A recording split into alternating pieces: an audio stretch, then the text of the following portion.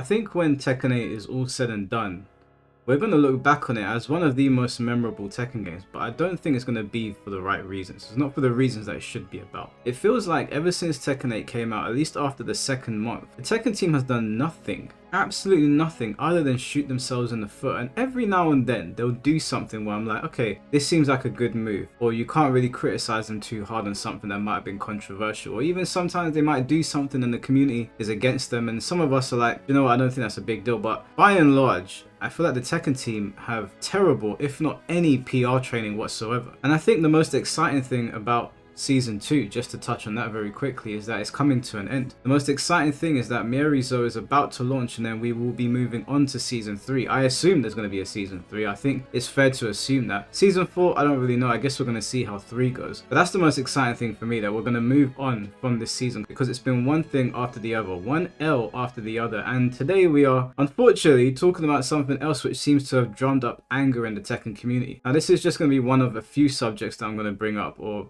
things that I'm going to show you on this video today. It comes from VGC News, and it says Tekken series producer Katsuhiro Harada says he's quite interested in Capcom's decision to charge fans to stream upcoming Street Fighter 6 tournament finals. A lot of influencers are making big money off of their streams, Harada said. Now, obviously, that's not the entire article, and I do have the article up right now. And before I reposted this, basically expressing my disdain for the decision, I read the article just to make sure that it's not like rage baiting or it's just something that's taken out of context. And unfortunately, the article does basically just go on to talk about how there may be a time where Tekken is also under the same model of as Street Fighter, in terms of when we go to watch streams, we might have to pay to watch the Tekken World Tour finals, for example, something that we have been watching for free historically. Now, I don't really understand this decision for Tekken's side of the Street Fighter side of it. Even though I don't like it, I understand it, because it was demoed to the Japanese public to begin with before it, I guess, has been made into a global thing, and it was positively received, and that's where Street Fighter 6 picks up most of its traction. So if the main audience is okay with it, then I don't know if I even have a place to complain about it. I don't like it, I won't pay for it, but if they're happy with it, then I don't think I have a dog in that fight. And I'm not really a part of the Street Fighter community, even though I play it every now and then. However, I am part of the Tekken community, and one thing I do have to say is that even if Harada is interested in this, Tekken 8 is not Street Fighter 6. Street Fighter 6, as far as I'm concerned, as far as most people are concerned, is the juggernaut in the fighting game industry. Tekken 8 is highly controversial. Now, I'm not going to speak for everyone. There are people that like this game, but there are a lot of dissatisfied people, and a lot of those dissatisfied people are on Twitter, and their voices get out there. Those voices leak onto YouTube, and the message gets spread far and wide that Tekken 8 is not a good game. But some of you might say, well, this is just Harada having an interview with somebody, and he's just expressing his interest in it. And I would say to you that this is still stupid, even if it's not a concrete thing. This game has had one bad thing after the other come out about it. And if you understand that the perception of your game is not good right now, and we are gearing up for a character who is also going to be highly controversial, don't you think that you would stop yourself from saying things that are also going to drum up more negativity in the community? I mean, reading something like they're going to charge potentially for Tekken tournaments, when this game is already in a state where people don't even want to watch the free streams. There are less content creators restreaming Tekken tournaments now. I don't have the exact numbers on that, but I seem to remember a time where I'd go onto YouTube and I'd see all manner of people streaming Tekken because it was a lot of fun to watch. It's not really like that anymore, at least right now. Now, I'm not saying the player base has fallen off, but this article has angered a lot of people. Now, I'm not going to bore you with the contents of this article because they're basically just going over some of the figures that are surrounding Street Fighter 6. And then they're also talking about the potential for Tekken 8 to follow this model, whilst not acknowledging that Street Fighter 6 is leaps and bounds bigger than this game. What I want to do is, I mean, you can read this in your own time if you think that I'm not telling the truth. He's talking about revenue not coming back to the game and going to streamers and advertisers and whatnot. I want to show you guys the engagement on this post. Now, obviously, as I said, I am dissatisfied with a lot of things in Tekken 8, and I saw this and I was like, really, Harada? With everything that's going on right now with your game, you thought this was a good idea to put out there? So first, let's just start with the comments. Let's go through some of the comments on this post, and we'll go to the engagement in just a moment. So you've got someone there saying rage bait. Well, not many people even play Tekken anymore. Putting a barrier to catching a top 8 would be like the final nail in the coffin. Now, I do think there are still a lot of people playing it, but this is an interesting thing. And actually, I do want to show this clip of the main man getting very frustrated at the game to illustrate the point. People are legit upset at Kazuya. people don't know about this. They don't know. There are characters where it's actually real 50-50. There's no option select. I'm assuming he still gets huge damage if this hits grounded. He still gets huge damage.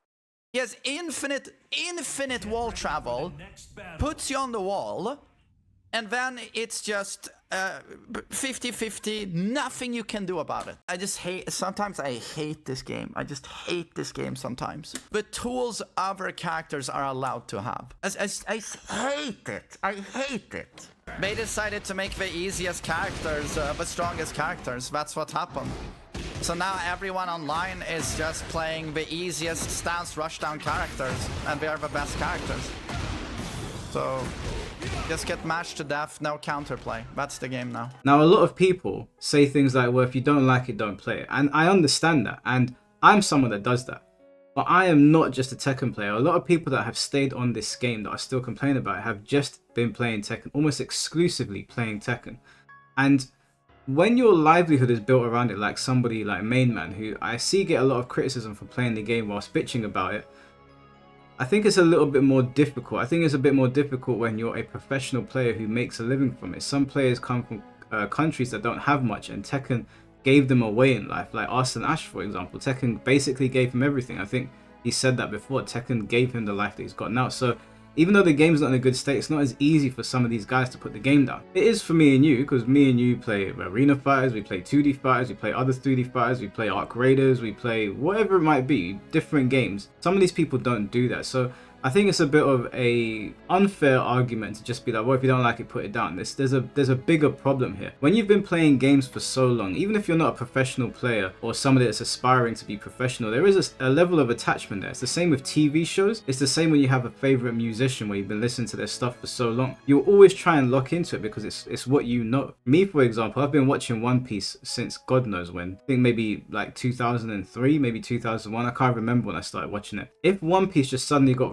really bad now, I wouldn't stop watching. I am 1,000 plus episodes in. I've already invested. When The Walking Dead went sideways, I kept watching. Now, I liked it, but I could see why people didn't. But I stayed the course because I was already invested. A lot of us that watch Game of Thrones, we invested a lot into that show. It didn't give us what we wanted by the end, but we stayed until the end. And a lot of the people that are playing Tekken right now, they're going to stay despite being dissatisfied. And I think the most important thing to note here is that it's not that Tekken 8 is a terrible game, it's just it's a highly frustrating game. And then when the core gameplay is really frustrating, and then you see things like this, it just raises the tension in the community tenfold. Always finding new ways to rob the players but not fixing the game. Pay up, loser, and Merry Christmas. Then they should invest in streamers and sponsor streams, help the community and bolster their own IPs via the single biggest form of exposure that most people use to consider what's worth playing. Harada and his crew have always been out of touch. They always raise the bar when it comes to backwards thinking. Harada lost his mind. Nobody will watch the Street Fighter 6 finals except the absolute diehards, of which there aren't many. I don't know about that. Apparently when they did this last time, because this isn't the first time the Street Fighter's done pay-per-view, they did watch it. But Street Fighter's a separate game. We can't compare Street Fighter and Tekken. They're not the same game. They might be rivals in some sense, but they're completely different. They have completely different audiences. Remember when he said he would never charge for a character? Now they want to isolate tournament viewers. Not much is lost since Tekken 8 isn't near as interesting as previous entries. Modern fighting games are so greedy it's unreal. Soon Capcom and Harada will find a way to justify charging you every time you boot up the game. Is this a joke? The massive fall of Harada should be studied. So you get the gist. There's a lot of comments on here. It really did sort of blow up. People are very angry about it. Let's look at the quote retweets. God forbid anybody else makes some money off something they love besides the developers. This is the greed that kills things when they are doing well. They just want every single effing penny. Can't wait to pay $15.99 for the VIP pay-per-view event where I get to see Anna vs Anna Grand Finals with the behind-the-scenes interviews of pro players awkwardly saying, yes, I train hard to win hard, and the casters screaming, are you ready for some good-ass Tekken? That was well put. Yeah, I mean, that was kind of my reaction as well, I'll be honest with you. Littering the game with microtransactions in bad faith isn't enough. How many times do I have to say there was no information about a shop prior to release of Tekken 8 so that the game wouldn't get bad reviews? It still did. It was actually disgusting how it was implemented. Clowns. They did do that. They didn't say it, but they kept on saying you've got Tekken coins in the game, you can buy stuff in the game, and then 2 months later we got a shop. So They didn't outright lie, but they kept the truth from us. So there's a gray area there, and the Tekken team walked it, and that's why they got a lot of backlash. Now a lot of people might say, oh, you guys are just bitching and complaining, but that is what happened. That's not a lie. If you think that's okay, that's fine. I'm not going to come at you for that. You're allowed to have your opinion. But the reason they got backlash for that is because they walked a fine line between lying and hiding well, they hid the truth. You know, they were literally on a tightrope. Do it and kill what little remains of the Tekken scene. We already see how much you despise Tekken's fan base through Tekken 8's game design. Remove any and all doubt. Do this so everyone can move on to a franchise that values its fans, please. And this speaks like somebody that is asking to be put out of their misery. It's like this is probably a diehard player, I know Price, but he's probably diehard, and he's just like, I want to let it go. It's like an abusive ex, right? Or an abusive girlfriend or boyfriend. You want them to go away, and you should. It is good for you for them to go away. You know you should go on and do other things of your life, but you just can't. There's something keeping you in. You're just waiting for any excuse to be like, that's it, I'm out. That's what this tweet reads like to me, which, you know, I would say it is just a video game. Just for the purposes of the conversation, I'm trying to like illustrate a point here. Season 2, the excitement continues. I love how fighting game devs now just openly want to milk the FGC for every last drop while offering absolutely nothing new or substantial in return. Harada, whenever he finds a new way to crash the Tekken community into the other. Do you know what? I pulled a card just now. I had that same feeling. I went to Smith's toy store and I pulled an ace card. And I had that very same feeling. So that reaction, I mean, obviously it's not in context, but you get my point. This guy thinks we're going to pay to watch Lydia vs Anna Grand Finals. Okay, so there's the full quote for context. So I'll just read it out just for the sake of it. If you look at other things such as events that we have being streamed and people are participating, whether they're average streamers or big influencers, he said, lots of big companies are coming in and putting money into advertisements for these events. And a lot of influencers are making big money off of their streams. But the revenue of our games doesn't reflect any of this stuff. Quite interesting to see how that might change. For example, most of the tournaments are licensed for free to people who want to run them or stream them. Occasionally you're seeing certain events that pop up where they're charging pay-per-view or something like that. Seeing how the money side of this changes, that's something I'm quite interested in. When asked if he was specifically referring to Capcom's plans to charge for Capcom and SFL World Championship streams, Harada replied, that's just one example of many. I'd be curious to know what the other examples are, but I think he's just saying that. Yep, I get that feeling. This is the result of esports and monetization of the FGC. Why are you guys upset? You wanted this, pay up. Oh wait, I hear it to an extent. I hear it. I mean, I don't feel like you need to go extreme. I feel like this is one of those things that's extreme. I don't mind esports, but there's definitely things about it that I don't like, and this is one of the things that I mean, we got to watch League of Legends for free. I got to watch the two best Korean teams. I was watching it with my girlfriend, and we watched that for free. If they're not going to charge for League of Legends streams, then correct me if I'm wrong. If they do charge for League of Legends streams, my bad. But the World Cup, no, it wasn't the EWC. Sorry, what am I saying? It was the League of Legends, like world. It was just a world championship. What's it called again? I can't remember. But it was the two Korean teams. The one that Faker, is his name Faker, and that was for free. If League of Legends is free, why are you charging for Tekken? Like, you're not him, bro. Like. You're not on that level. Amazing that you can write a pretty good interview and not get that much traction, but then rage bait dog shit like this takes one sentence out of context from your interview and blows up. Well, I mean, it's not really out of context. Like, the context makes it worse, in my opinion. The context makes it much worse. Capitalism effing sucks. It's this post, bro. Let me see what the comments are saying on here. Bro, I woke up this morning puking my guts out due to food poisoning, and I had to call out of work due to it. Last thing I need is people who don't know political ideologies to comment about my... Alright, we didn't need all that information. No one cares. He rather talks about money than fixing his game. Understandable, the DLC money he tasted in Tekken 7 was too good. Now, you get the point here. In my opinion, the context makes it worse.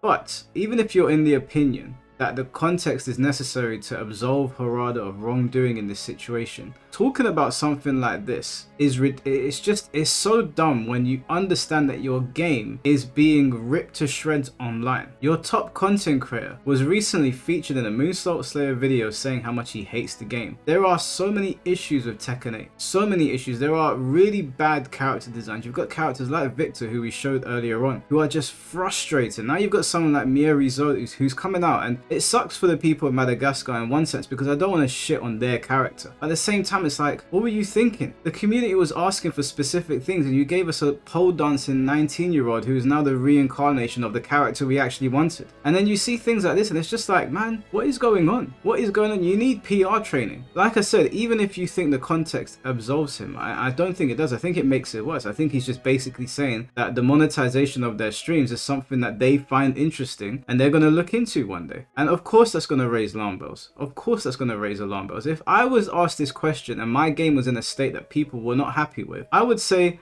next question, I'm not answering that question. Or I'll just say to them, no, it's not something we're looking into. Yeah, I would just say to them, it's something we're not looking into. You don't have to divulge the information. Maybe it's something you're going to do, and I would still advise against it. Especially for Tekken, you ain't got the Street Fighter numbers, but in a time where people are like teetering on the edge of being like, I can't be bothered to play your game anymore, I don't think this was a smart move. Now, what I will say is that Finty did a video where he showcased how many people were playing, and it was like 200,000 daily players, like not at one time, but going in and out of the game. And that seems like a big number, and it is, but when your biggest content creators are saying they hate the game, when people on Twitter ripping the game, when this is getting reposted everywhere, it's fair to assume that their influence can have a negative effect on your game. Now we're going into season 3. We've got what, 2 months? Is it 2 months? Well, I don't even know when season 3 comes out. There's going to be a drought. It feels like there's a drought right now. I don't feel like that drought is going to subside when Mieri Zo gets here. I think when Mieri Zo gets here, this is my honest opinion, don't hate me for it, I think things are going to get much worse. I think her character design, and from what I saw in the trailer, she's going to be one of those Victor characters that winds people up. That's just like, I don't want to play this shit. The reason I bring up Victor is because it was in the clip earlier, but Victor's a prime example of a character that was so poorly designed, and I don't think we're ever going to see him again. I think he'll maybe be in the Tekken story, but gameplay wise, they're either going to have to redesign this guy or they're going to have to take him out of the gameplay. He is so poorly designed. He is literally one of those characters where you can actually see that, and I mean this in no disrespect to any Victor player, but he is so easy to navigate and so powerful. There's so many stupid things about the character that need reworking. But Victor aside, there are just balancing issues across the board. There are modes that people have been asking for. Even the shop itself, a very lackluster and poor design. People have even said, you know what, could you add these things to the shop? And it's just radio silence. Now, I don't know what's going to happen with season 3. I don't have any insider knowledge, literally no clue. I would wager we're going to get 3 characters and a guest character again. If it's a Final Fantasy character again, I think that might be the straw that breaks the camel's back, I'll be honest with you, even if it's Tifa. Even if it's Tifa, I can promise you the hype will be there on day 1, and that will quickly dwindle. I don't know what they're going to do. For me, characters are not the problem right now. Characters are secondary. The problem is the actual system. Heat needs a complete rework. Now the problem is that you can't nerf Heat too much because you have cultivated a group of players now, new Tekken players who are used to that power creep that Heat gives you. So I don't even know what you do to satisfy the player base now, because you've literally split it in the middle. There are people that remember everything that Tekken was and people that just know what Tekken 8 is. And it's going to cause a lot of problems. My remedy to this, a simple remedy, so that people have choices and people have options and you keep people on the game, which you're more likely to get money out of them from your store if you keep them on the game, is just create a legacy mode. I'm kind of tired of just asking for Heat reworks because they're not going to do it. They're so stubborn, or maybe, I don't know, it's taken them forever to rebalance it. But whenever I see like modders going into files and changing properties and changing frame data and changing how things work and changing sidestep, and that seems to be done in weeks, sometimes a few months, but then we don't get nothing for ages. So I'm kind of tired of asking them for like meaningful updates to the game. It's now at the point where it's like, listen, do whatever you want with Tekken 8, like whatever you want to do. If you want to make it into a shonen anime, by all means, just give us a classic mode. Just give Tekken 8 a classic mode where there's no heat, there's no chip damage, there's no rage. There's no rage art. Just have a mode where you take all that out. All of it's gone. If you can't take out chip because it's too much work for you guys, then just disable heat. You can do that because we've run streams before where you just pop heat at the beginning, then you play the game. And disable rage arts. I would take that. I would take that. At this point, I would take that. But you got to do something going into season 3 because your player base is so fractured right now. So fractured. Anyways, guys, let me know what you guys think about all of that. I'll catch you guys very soon. Take care and peace.